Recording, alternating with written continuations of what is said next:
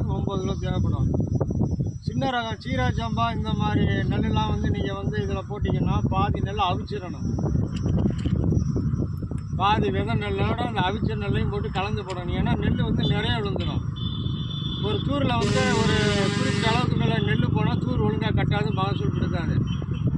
அதனால் ரொம்ப சன்ன ரகம் சீரக சம்பா, சொர்ண மசூரி இந்த மாதிரி ரொம்ப சன்ன ரகமான நெல்லாக இருந்தால் பாதி நெல் அவிச்சிடணும், பாதி நெல் அவிக்காத நெல் கலந்து போடணும். அவ்வளோதாம்மா. இதுக்குள்ளே வந்து விதை நெல்லை கொட்டிடணுமா. கொட்டுறது வந்து ஃபுல்லாக கொட்டிடாதீங்க. ஃபுல்லாக கொட்டிங்கன்னா நெல் ஒழுங்காக விழுகாது. கம்மியாக கொட்டிட்டிங்கன்னா நெல் வந்து ஓவராக விழுகும். அதனால் இந்த கம்பி பாருங்கள் இருக்குது. இந்த கம்பி லெவலை விட கொஞ்சம் கூட 1 இன்ச்சு கூட கொட்டிடுங்க.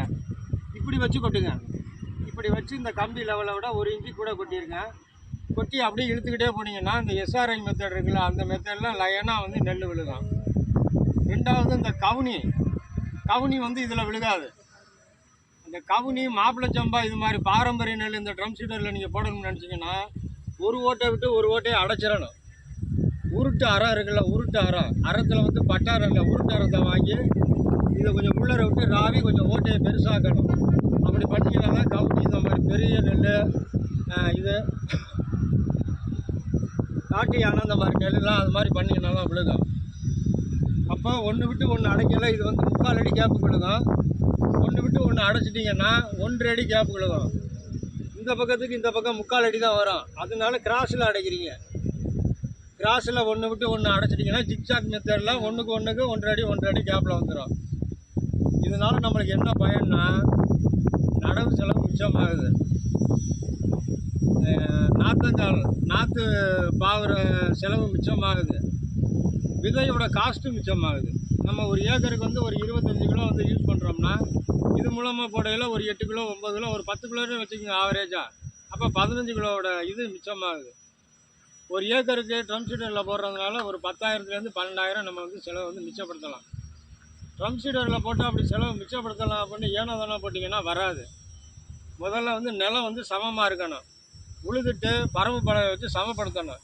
கொஞ்சம் கூட மேடு இருக்கக்கூடாது. மேடு இருந்துச்சுன்னா பள்ளமாக உள்ள இடத்துல வந்து களை மண்டாது, மேட்டில் உள்ள இடத்துல களை மண்டும். இது தெரியாமல் நிறைய பேர் ட்ரம் சீடரில் போடுறோம்னு ஏனோ தானே உழுதுட்டு லேசாக பரம்பு இழுத்துட்டு அப்படி போட்டுறாங்க. ட்ரம் சீடர் போடையில் என்ன செய்யணும்னா தண்ணியை வந்து சுத்தர ட்ரை பண்ணிடணும். சேறு சகதியமாக இருக்கணும். அதில் தான் ட்ரம்மை இழுத்துட்டு போகணும். ரெண்டாவது வந்து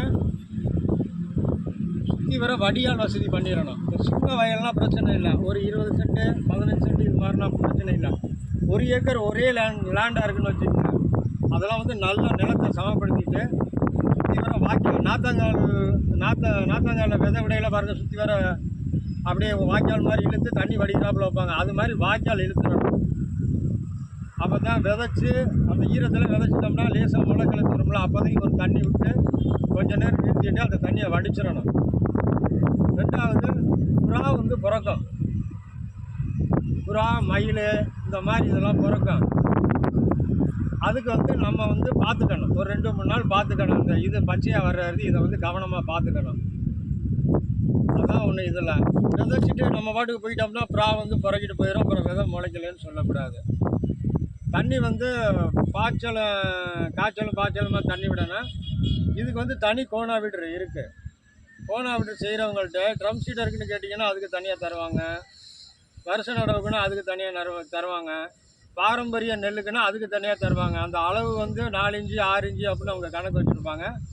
எல்லா கோனாவிட்ருமே இதில் ஓட்ட முடியாது. ஃபஸ்ட்டு ஓட்டுறதுக்கு வந்து ஒரு சின்ன கோனாவிட்ரு இருக்கும். அதுக்கு இது கொஞ்சம் ட்ரம் சீடருக்கு வந்து 3/4 அடி கேப்பு அப்படிங்கிறனால 3/4 அடிக்கு ஓட்டுற மாதிரி கோனாவிட்ரு இருக்குது. அவசியம் நீங்கள் கோனாவிட்ரு உருட்டணும். உருட்டினீங்கன்னா தான் உங்களுக்கு மகசூல் நல்லபடியாக வரும். இதில் வந்து நம்மளுக்கு வந்து ஒன்று நடவு செலவு மிச்சமாகுது, விதையோட செலவு மிச்சமாகுது, நாற்று பறிக்கிற செலவு மிச்சமாகுது. ஏக்கருக்கு வந்து நம்ம சராசரி நடுறதை விட இதில் கொஞ்சம் அதிகமான மகசூல் கிடைக்குமா, வைக்கலாம் அதிகமாக கிடைக்குமா. அவ்வளோதான். ட்ரம் சீடரை பற்றி விளக்கம் வந்து முடிச்சிருக்கோம்.